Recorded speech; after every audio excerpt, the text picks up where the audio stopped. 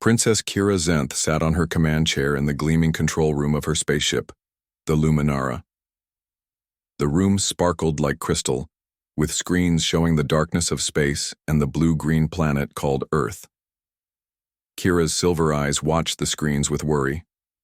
Her skin, almost see-through with a blue glow, showed small flashes of yellow. These flashes meant she was nervous, though she tried not to show it. "Princess, we have a problem," said her first officer, Mila. "A ship from Earth has spotted us. It should not be possible with their simple technology." Kira's four-fingered hand gripped her chair tighter. For 20 years, the Astrian Empire had watched Earth without being seen. Her people were much more advanced than humans. Their ships could hide from Earth's radar and sensors, at least that's what they had always believed. "Show me this Earth ship," Kira ordered, keeping her voice calm and even. As a princess, she never showed fear to her crew. The main screen changed to show a small fighter craft from Earth. It moved with strange skill, dodging the automatic defense systems of Kira's much larger ship. This should have been impossible. Humans were far behind the Astrians in space travel and fighting ability, yet this small ship moved as if it knew exactly where to go. "Catch that ship," Kira said. "Do not harm the pilot. I want to meet this human who can see what should not be seen." The crew hurried to follow her orders. The Luminara was a royal scout ship, meant for watching and learning about other worlds, not for fighting, but it still had ways to catch smaller ships. "We have the Earthcraft, Princess," Mila reported after several tense minutes. "It's in Holding Bay 3. Kira stood up from her command chair. She was tall, nearly 7 feet in height, like all Astrians. Her long, silver-white hair was braided with tiny glowing stones that matched her royal rank. Her clothing looked like flowing water made solid, shimmering with light. "I will meet this human myself," she decided. This was unusual. Normally, new species were checked for disease and danger before being allowed near royalty, but Kira felt strangely drawn to know how a human had found her hidden ship.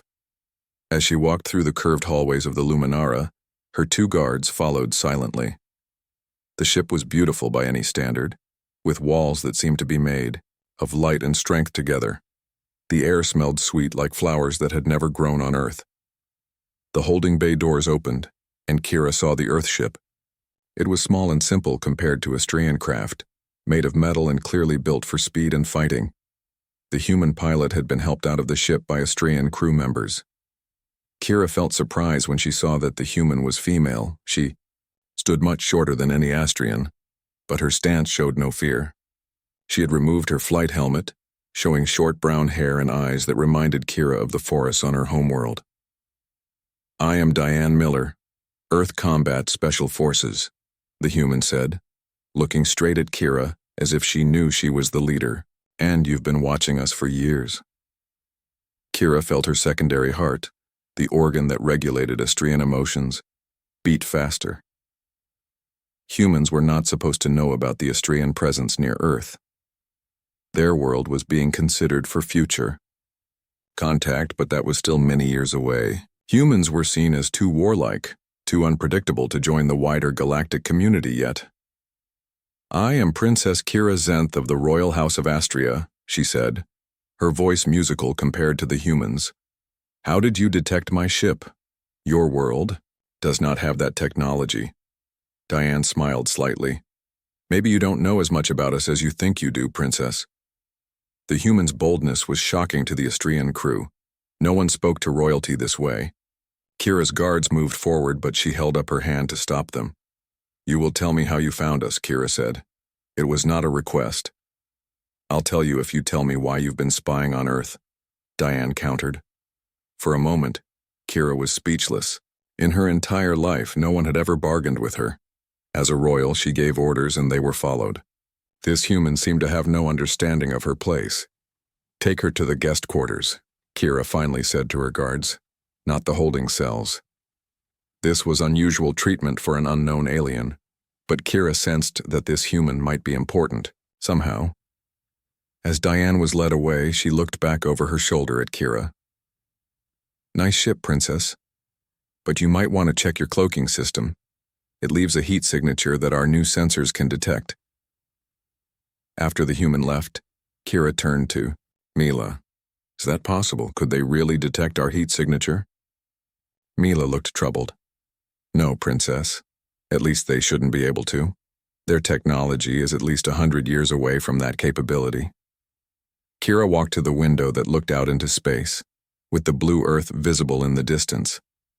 Then either we are wrong about their technology, or this human is extraordinary. Find out everything about Diane Miller. I want to know who she is and how she found us.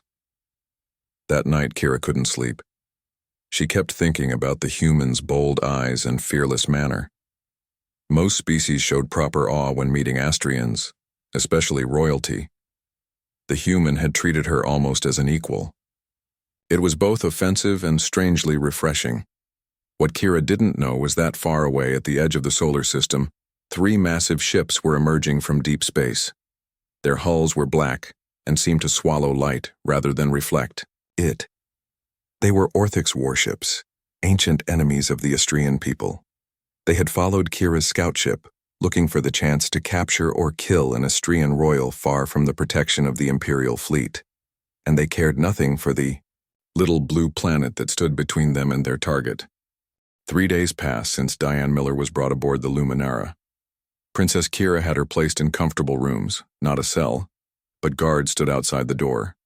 The rooms were designed for diplomats from other worlds, with a bed, sitting, area, and food maker that could create Earth foods based on the ship's knowledge.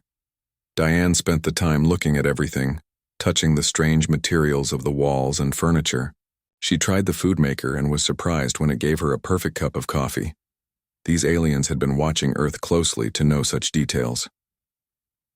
On the 3rd day, the door opened and Princess Kira entered. She looked worried, though she tried to hide it. Her blue-tinted skin had less glow than before, and the colors moving under it were darker. "We need to talk," Kira said. "A situation has developed." Diane stood up straight, facing the tall alien princess. "I thought we might. Your ship has changed position 3 times in the last day. You're running from something." Kira's silver eyes widened slightly. "You can feel the ship's movements?" "I'm trained to notice changes in engine sounds and gravity shifts," Diane explained. "So what's chasing you, Princess?" Kira sat down, her flowing clothes settling around her like water. "They are called the Orthix. They are enemies of my people, and they have followed my ship here." "To Earth? Why would they care about Earth?" Diane asked. "They don't care about Earth," Kira said simply. "They care about me. I am royal, the heir to the throne. The Orthix and the Astrian Empire have been at war for generations. And now you've brought your war to my planet," Diane said, her voice harder. Kira's skin flashed with spots of deep purple, shame, though Diane didn't know that. "It was not my intention. The Orthix must have tracked my ship through deep space. They are—" She paused, looking for words. "They are relentless." "What do they want?" Diane asked. "To capture me, if possible. To kill me, if not." Kira's voice was calm, like she was discussing the weather. "But they will destroy anything in their path. Your planet will be damaged in the fight." Diane walked to the window that showed Earth in the distance. "How badly?" "If they use their main weapons near Earth, millions could die from the energy waves alone," Kira admitted. "I am preparing to leave your solar system to draw them away." "Will that work?" "Perhaps. But they may still attack Earth to spite me. The Orthix are cruel." Kira stood and joined Diane at the window. "I am sorry. My presence has put your world at risk." Diane turned to look at the alien princess. "How many ships do they have?" 3 large warships. My scout ship cannot fight them directly." "Then we fight together," Diane said simply. "Earth has defenses. If you share what you know about these Orthix, we can prepare." Kira looked shocked. "You want to help me?" "I want to save my planet," Diane corrected. "If that means helping you, then yes." Later that day, Kira brought Diane to the ship's command center. The Astrian crew looked unhappy about having a human there. One officer, a tall male with darker blue skin, spoke angrily in the musical Astrian language. "Vex does not believe. We should trust a human with our technology or battle plans," Kira explained.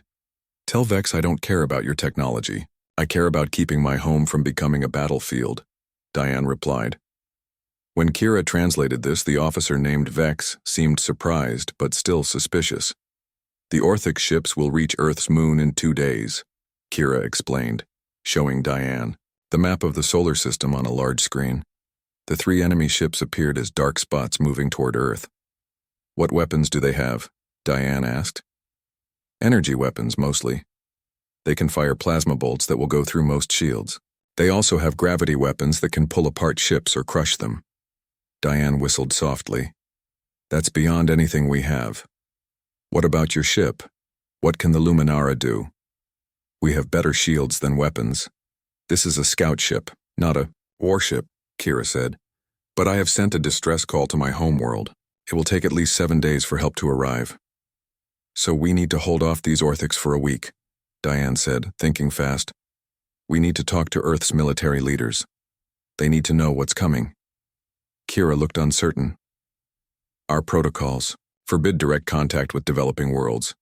Your protocols just became less important than survival, Diane said firmly. I need to speak with my commanding officer, General Olivia Grant. She can organize Earth's defenses. After much discussion among the Astrian crew, Kira agreed.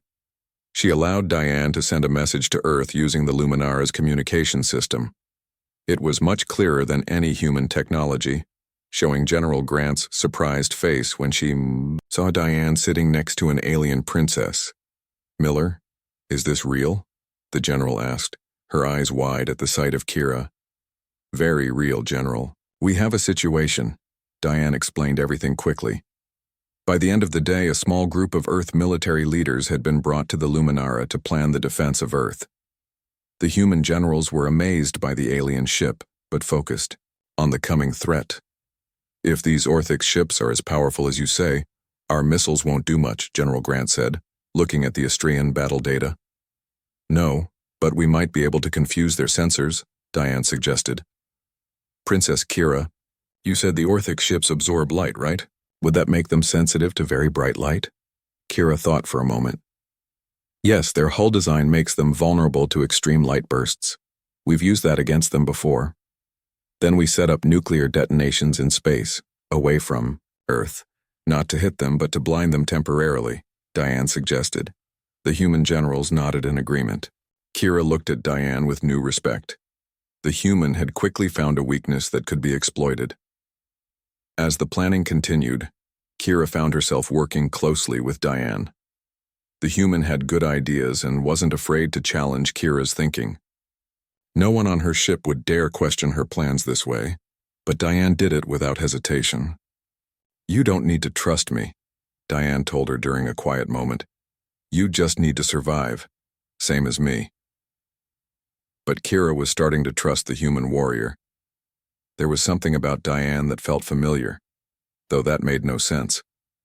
Humans and Astrians had never mixed before. What worried Kira most was that her carefully controlled emotions were becoming harder to manage around Diane. Astrian royalty were taught from birth to control their feelings, to lead with calm logic. Yet when Diane stood close, Kira's secondary heart beat faster, making her skin glow with colors she couldn't hide. If any of her royal advisors from home could see her now, working side by side with a human, they would be shocked. But with the Orthics coming and Earth in danger, old rules no longer seemed to matter as much as survival. The Orthic ships arrived faster than expected. They appeared suddenly near Earth's moon, their dark hulls seeming to eat the light around them. From the command center of the Luminara, Princess Kira and Diane watched with worry as the enemy ships moved into position. They're not attacking yet, Kira said, her voice tense. They're looking for my ship. Diane stood beside the alien princess, studying the 3 massive warships on the screen. Next to them, the Luminara was tiny, like a bird facing 3 tigers. Earth's military satellites looked even smaller. Are Earth's nuclear weapons ready? Kira asked General Olivia Grant, who stood nearby. Yes. We have 20 missiles positioned where you suggested. They can be launched on my command, the general replied.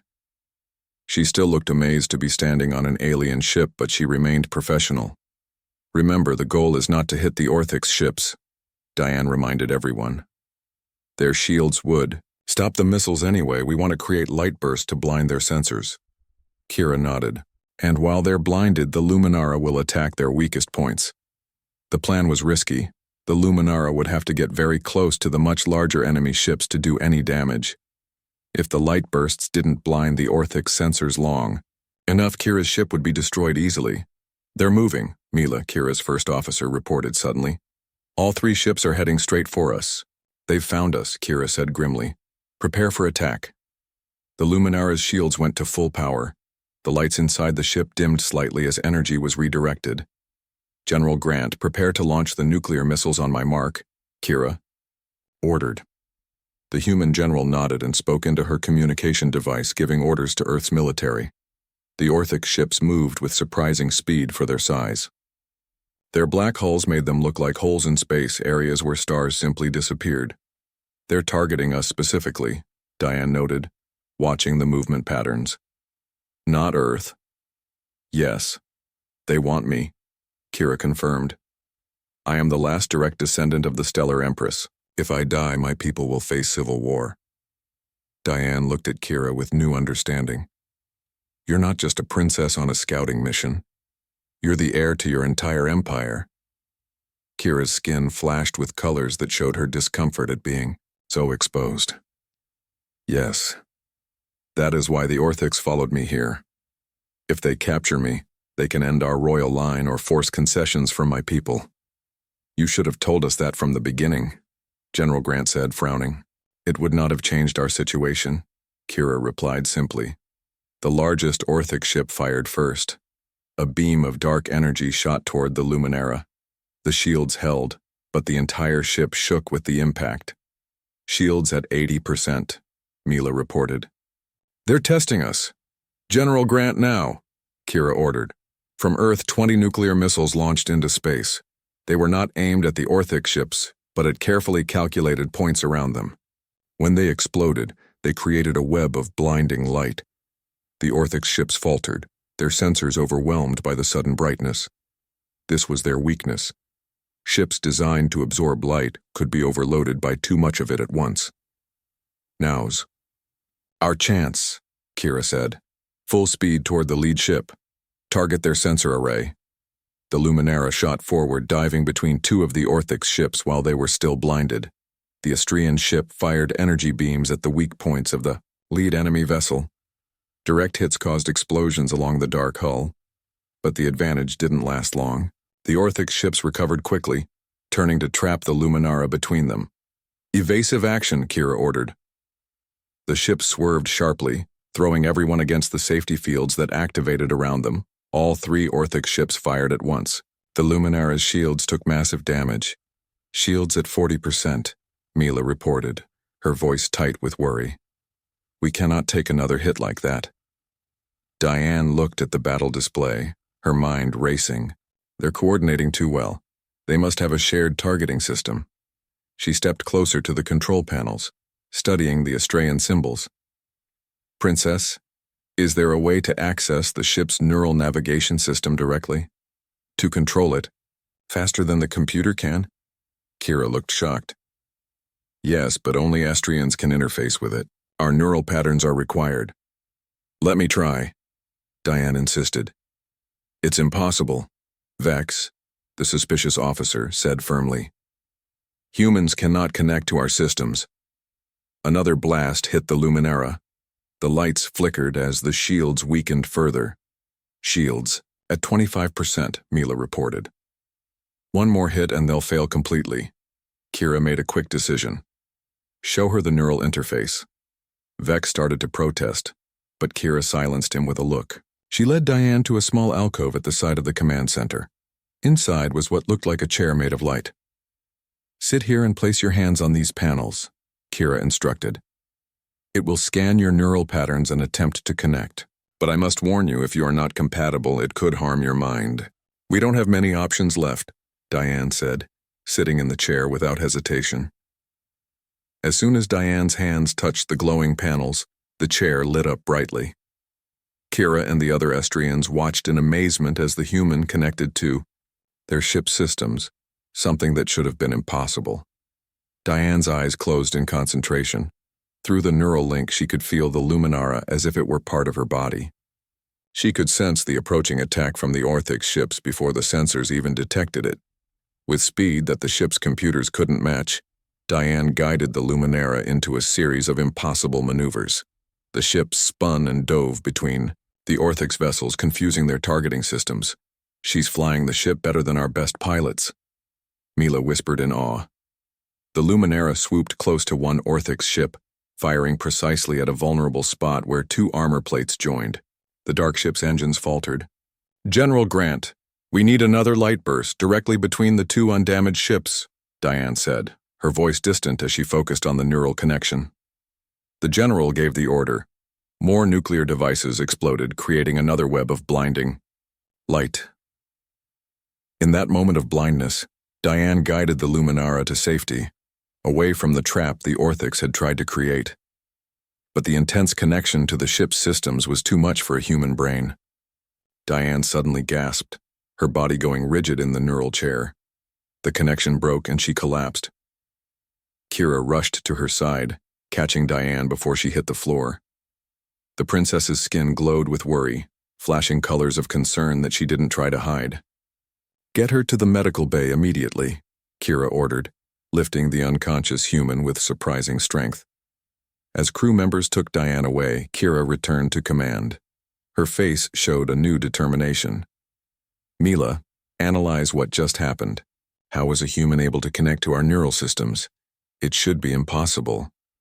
"Yes, Princess, but it will take time to understand," Mila replied.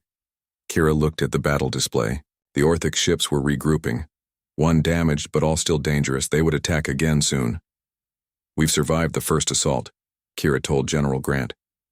"But they will change their tactics now. We need to prepare for their next move."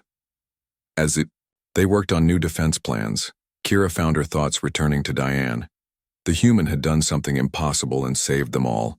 But more than that, Kira was worried about her in a way that went beyond tactical concerns. For the first time in her life, Princess Kira Zenth of the Astrian Empire found herself deeply concerned about someone from another world.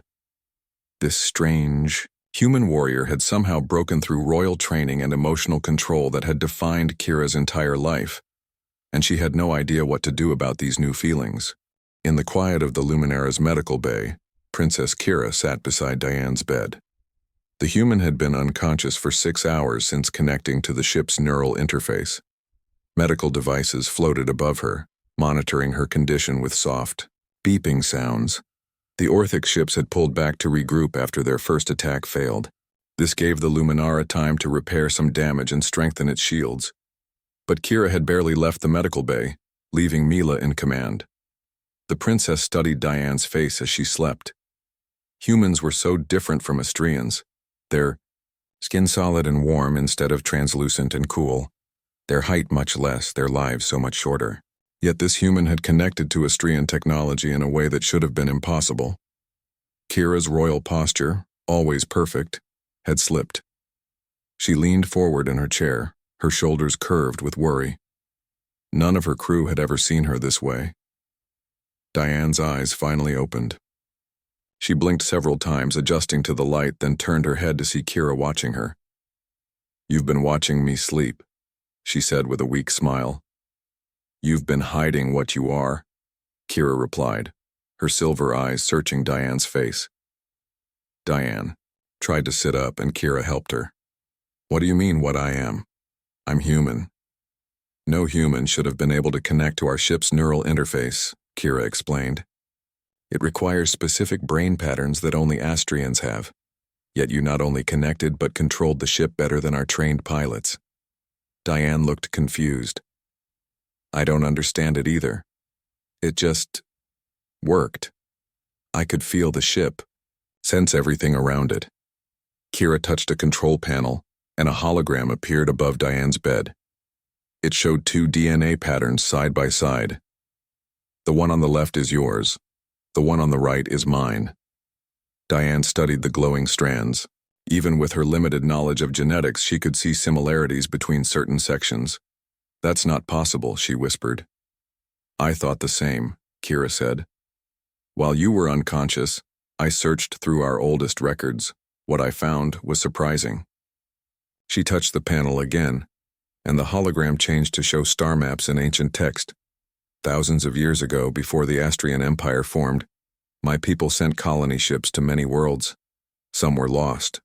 One of those lost ships was heading to a star system that matches your Sol system. Diane's eyes widened. You're saying some of your people came to Earth thousands of years ago? Kira nodded. The colony ship would have crashed with limited technology. The survivors would have mixed with early humans. Over time, most Astrian genes would become dormant in the human population. But in some people, like you, certain genes remain active. So I'm part alien? Diane sounded skeptical. A very small part, Kira said, but enough to connect to our technology, and enough to... She stopped, her skin flashing with colors that showed her discomfort. Enough to what? Diane asked. Enough to create a resonance that I can feel, Kira admitted. Since we met, I've felt a strange connection to you. Now I understand why. We share very distant ancestry. Diane was quiet for a moment, processing this information. Is that why the Orthics came here? Did they somehow know about this connection? No, Kira said firmly. They followed me because I am royal. The Astrian royal line carries something more valuable than just our bloodline. We have genetic keys to ancient technologies that built our empire. The Orthics want those keys, which are encoded in my cellular memory, and now I might have some of those keys too, Diane realized. That's why I could fly the ship. Yes, though your connection is much weaker. Still, it explains the impossible. Kira stood up and walked to the window that looked out at Earth. My people will be very interested in your world now. This changes everything about our relationship with Earth. Diane joined her at the window, moving carefully on still weak legs. Not necessarily, your people don't have to know, do they? Kira looked surprised. I would have to lie to my own government. Not lie, just delay the full report until we deal with the current crisis, Diane suggested. Outside the window, they could see one of the Orthic ships moving back into position. The temporary peace was ending. They're coming back, Kira noted. We should return to the command center.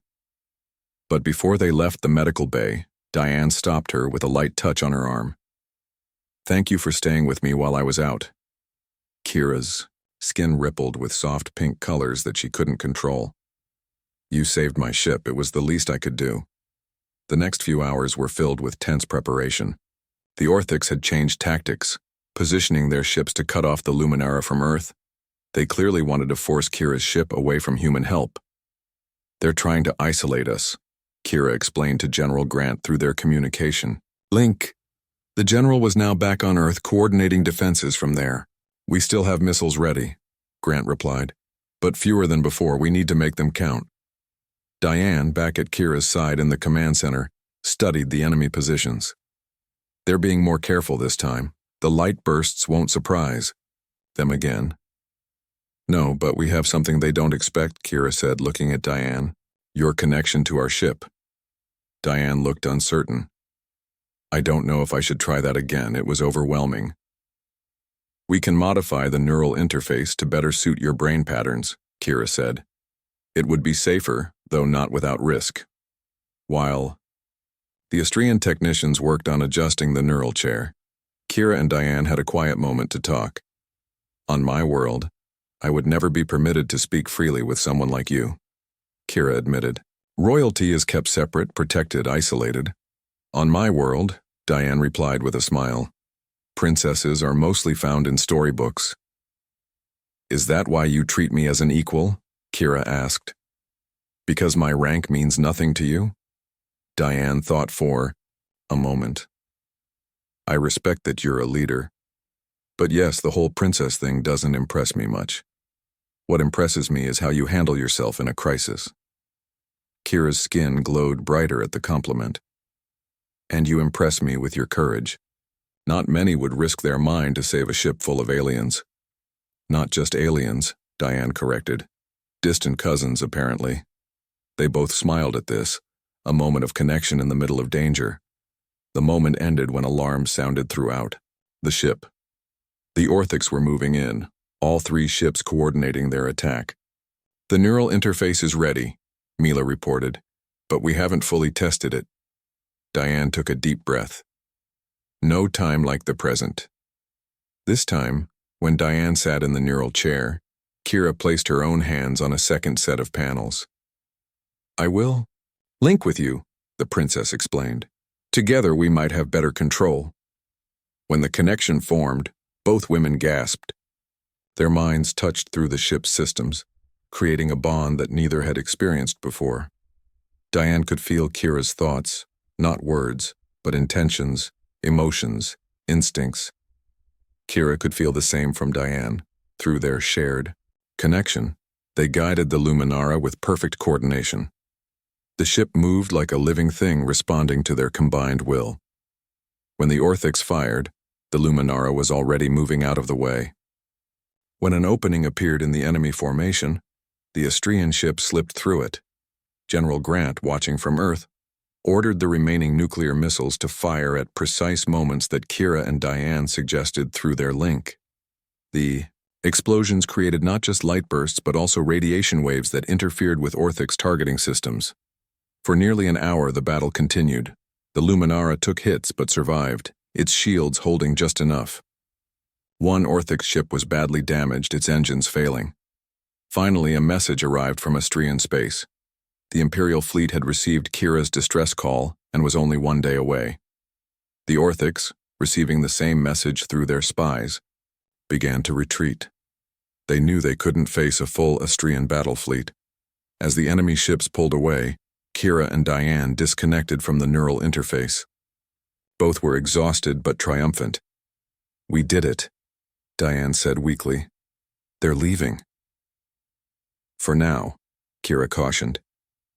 They will return with more ships, unless we stop them permanently. That night, as the Luminara's crew worked to repair damage and prepare for the arrival of the Imperial fleet, Kira invited Diane to her private quarters. The royal chambers were beautiful, filled with light and living plants from the Astrian homeworld. I wanted to thank you properly, Kira said, pouring a glowing blue drink into 2 crystal glasses. For helping save my ship and my life. Diane accepted the drink carefully. Is this safe for humans? With your partial Astrian heritage, yes, Kira assured her. It might even taste good to you. The drink was sweet and left a pleasant warmth. As they talked, Diane noticed that Kira seemed different here, away from her crew. The princess was more relaxed, her formal manner softening.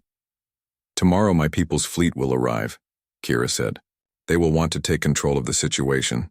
Earth will be evaluated. That sounds ominous, Diane noted.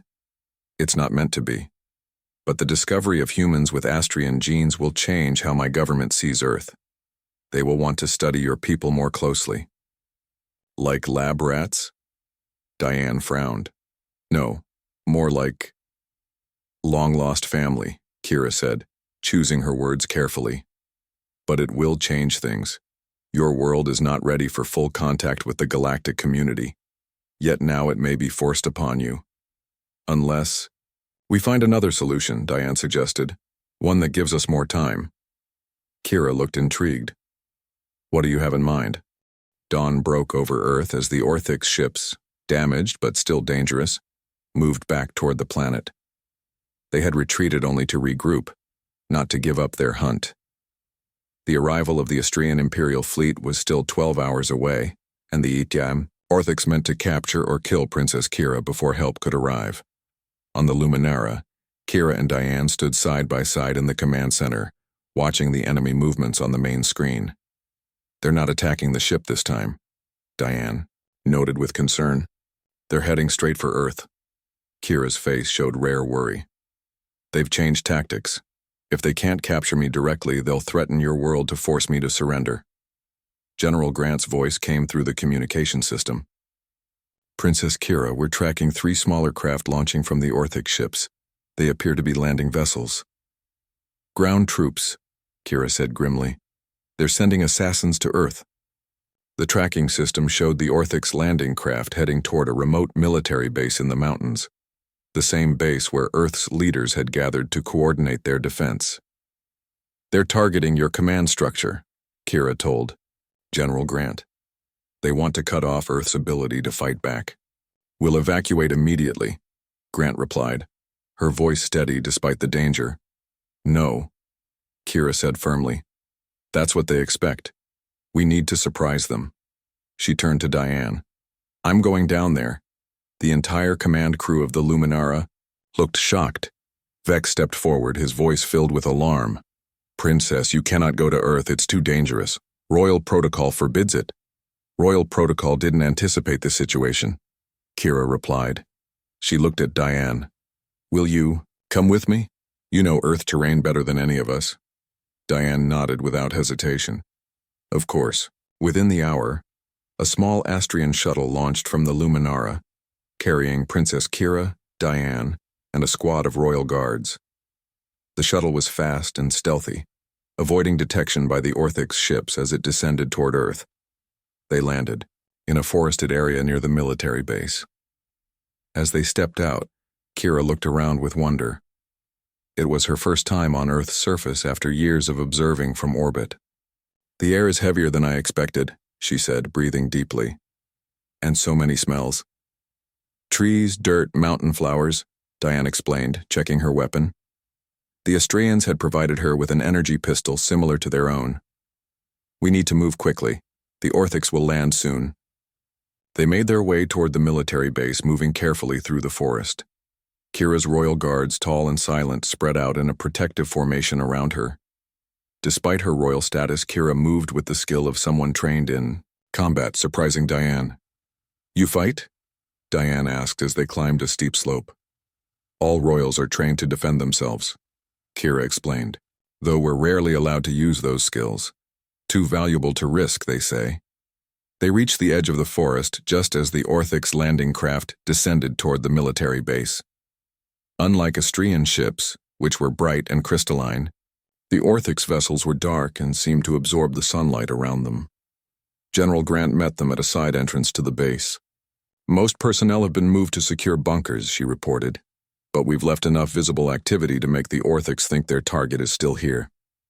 "Good," Kira said. "Their assassins will come for what they believe is your command center. We'll be waiting for them." The plan was simple but dangerous. They would allow the Orthix ground forces to enter the base, then trap them between Astrian royal guards and Earth special forces. Kira would be present, but protected, the bait in their trap. As they moved through the concrete hallways of the base, alarms suddenly blared. The Orthix had landed and were forcing their way inside more quickly than expected. "They're coming in through the north entrance," a soldier reported through Grant's radio. "At least 12 hostiles, heavily armed." "That's not right," Kira said, frowning. "They should have sent more troops for an important target." Diane realized the problem at the same time. "It's a diversion. Where would the real assassins go?" "The communication center," Grant said immediately. "It's on the other side of the base." They changed direction, running through hallways and downstairs. The sounds of fighting echoed from distant parts of the base as Earth forces engaged the diversionary Orthix troops. When they reached the communication center, they found the door sealed but damaged. Someone had tried to break in but been interrupted. "They're close," Kira whispered. Her skin had dimmed to almost no glow, helping her blend into the shadows. Diane signaled for the others to spread out. They took positions in the surrounding hallways, ready to trap the Orthix assassins when they appeared. Minutes passed in tense silence. Then came a sound from above, something moving in the ceiling ducts. Before anyone could react, the ceiling panels crashed down and 3 Orthix assassins dropped into the hallway. They were tall and thin, with gray skin that seemed to absorb light like their ships. Their eyes were completely black, and they moved with inhuman speed. The fight was immediate and chaotic. The royal guards fired energy weapons, filling the hallway with blue light. The Orthix fired back with weapons that made no sound but left smoking holes in the walls. Kira and Diane found themselves cut off from the others, forced down a side hallway by one of the assassins. They ran, turning corners and passing through empty rooms, trying to circle back to their allies. They ended up in an abandoned storage area with only one exit, now blocked by the Orthix assassin. The alien was taller than even Kira, its face hidden behind a breathing mask, its black eyes fixed on the princess. "The royal heir," it said in a harsh, translated voice. "You will come with me, or you will die here." Kira stood tall, her royal dignity unbroken even in danger. "I will do neither." The assassin raised its weapon. Diane and Kira both fired at the same time, their energy blasts hitting the Orthix squarely. But its armor absorbed most of the damage and it kept advancing. They retreated behind storage containers, firing when they could, but running low on energy for their weapons. "If we survive this," Diane said between shots, "you should know that diplomatic relations between our worlds will be complicated by how I feel about you." For the first time in her life, Princess Kira Zenth of the Astrian Empire laughed in the face of danger. The sound, musical and beautiful, seemed to momentarily confuse even the Orthix assassin. "If we survive this," Kira replied, her skin pulsing with colors that showed emotions she had never allowed herself to feel before. "Diplomatic relations will be the least of our concerns." The Orthix assassin rushed their position, knocking over the containers they hid behind. Diane was thrown against a wall, her weapon skidding away across the floor. Kira faced the assassin directly, firing her last energy blast. It staggered, the alien, but didn't stop it. The assassin grabbed Kira by the throat, lifting her off the ground. "The royal bloodline ends here," it growled. In that moment, Kira made a decision that would forever change two civilizations. With one hand, she reached for the royal seal she wore on her wrist, a small device that looked like a bracelet, but contained encrypted data about the Astrian homeworld and the genetic keys to their most advanced technology. With a quick movement, she removed the seal and tossed it to Diane, who had struggled back to her feet. When Diane caught the seal, something unexpected happened. The device bonded to her skin instantly, creating a neural link between the human and the Astrian princess. Their minds connected just as they had through the ship's interface, but more directly, more powerfully. The assassin sensed the energy surge and turned toward Diane, releasing Kira, but it was too late. The royal seal had activated ancient defense, protocols that no one, not even Kira, had known existed. A wave of energy burst outward from where Diane stood, the royal seal glowing on her wrist. The energy passed harmlessly through Kira, but struck the Orthix assassin with full force. The alien crumpled to the ground, its systems overloaded. In the sudden silence, Kira and Diane stared at each other, still connected through the royal seal. Through their link, they could feel each other's thoughts, emotions, and memories. "What did you do?" Diane asked in wonder, looking at the glowing seal on her wrist. "I gave you the keys to my kingdom," Kira said simply. "I didn't know it would do that." The neural link between them was fading slowly, but before it disappeared completely, they each saw glimpses of the other's life. Kira's lonely childhood in the royal palace, Diane's struggles to prove herself in Earth's military, both of them seeking purpose and connection. When General Grant and the royal guards finally found them, they were sitting side by side against a wall, the defeated Orthix assassin lying motionless nearby. "The other assassins have been captured or neutralized," Grant reported, "and we just received word that the Astrian fleet has arrived early. The Orthix ships are retreating." Later, on the Luminara, Kira stood at the window looking down at Earth. The massive ships of the Imperial fleet surrounded her small scout vessel, their presence ending the Orthix threat completely. Diane joined her at the window. "So what happens now? Your royal seal is still connected to me. It won't come off." Kira's skin glowed with soft, warm colors. "That's because it wasn't meant to. The seal chose you as much as I did." "What does that mean?"